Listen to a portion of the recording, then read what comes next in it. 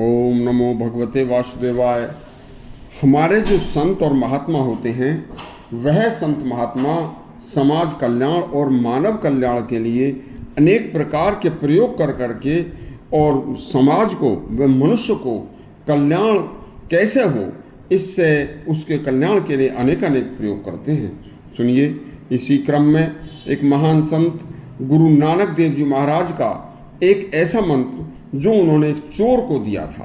सुनिए, हमारे सनातन धर्म में एक से एक महान तपस्वी संत हुए हैं, जिन महान तपस्वी संतों की साधना के बल पर बुद्धि उनकी इतनी शुद्ध व पवित्रता प्रखर हो गई थी कि वह सभी संत सदा दूसरों के कल्याण और संसार की रक्षा के उद्देश्य से बड़े बड़े चमत्कारी कार्य किया करते थे।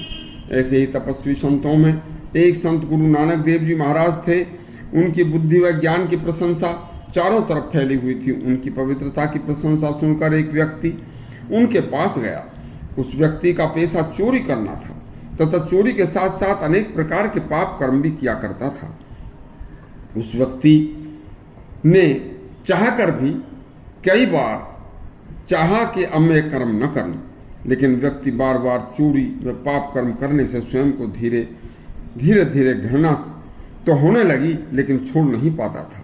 लेकिन चाहकर भी व्यक्ति चोरी पाप कर्म के पेशे को जब नहीं छोड़ रहा था और समाज में लोग उसे घृणा की दृष्टि से देखने लगे थे, तब उसने दुखी होकर एक दिन संत गुरु नानक देव जी महाराज के पास जाकर उनसे विनय पूर्वक अपनी चोरी सहित अनेक बुरे कर्मों की आदतों को छुड़ाने का उपाय पूछा। संत गुरुदेव नानक देव जी महाराज ने उसे इन आदतों को छुड़ाने के लिए अनेक उपाय बताए, लेकिन उस चोर से उनका बताया हुआ एक भी उपाय पूरा नहीं हो पाता था। तो चोर फिर दोबारा उन्हीं के पास आ जाता था। गुरु महाराज फिर उसे कोई नया उपाय बताते, लेकिन जो चोर गुरुदेव के बताए एक भी उपाय को जब पूरा नहीं कर पाता तो फिर बाद में उन्हीं के पास पहुंच जाता था। लेकिन बार बार वह आता रहा जाता रहा।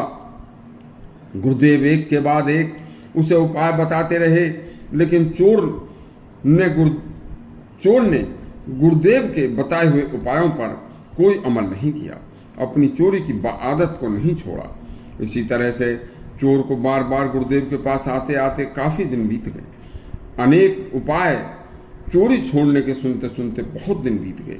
इसी क्रम में जब चोर फिर एक दिन गुरुजी के पास आया तो गुरुदेव ने ध्यानपूर्वक सोचकर बड़े प्रेम से उसे अपने पास बिठाकर कहा, देख भाई, आज से तू एक काम करना शुरू कर दे। जो भी तूने चोरी का या किसी प्रकार का कोई दुष्कर्म किया है, उसे अपने पाप को जो भी तेरे पास आए उसे, या जो तू किसी के पास जाए, तू उसे अपने द्वारा उस पाप को उस व्यक्ति के सामने, अन्य दूसरे व्यक्ति के सामने प्रकट कर देना, उसे बता देना कि आज मैंने पाप किया है।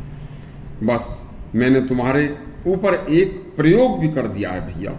यदि तुम कोई चोरी करके आए या कोई पाप करके आए और तुमने वह चोरी किसी को नहीं बताई या वह पाप किसी को नहीं बताया, किसी के सामने उसको नहीं खोला, तो तुम्हारा बहुत बड़ा अनिष्ट हो सकता है। उसमें तुम्हारी मृत्यु तक भी हो सकती है, क्योंकि अब मैं जो कुछ मुझे करना था वो मैं तुम्हारे ऊपर कर चुका, वह तो हो चुका है। तुम्हें तो बेटा बस अब चोरी करके गए हो तो उसे किसी ने, या कोई भी पाप करके गए हो तो उसे तुम्हें किसी न किसी को बताना ही होगा, आप सबके सामने प्रकट करना ही होगा, वरना तो आपके वह पाप किसी के सामने प्रकट न करने से आपके कोई भी अनिष्ट की आशंका है। बस चोर को अपने द्वारा किए हुए पाप को किसी के सामने बताने में लज्जा आती थी, उधर अनिष्ट होने का खतरा था, तो बस उसी दिन से चोर ने चोरी और पाप करना त्याग दिया। संत गुरुदेव नानक देव जी महाराज का यह यदि मंत्र आपको अच्छा लगा हो तो हमारा चैनल सब्सक्राइब करें और घंटी दबाएं। धन्यवाद।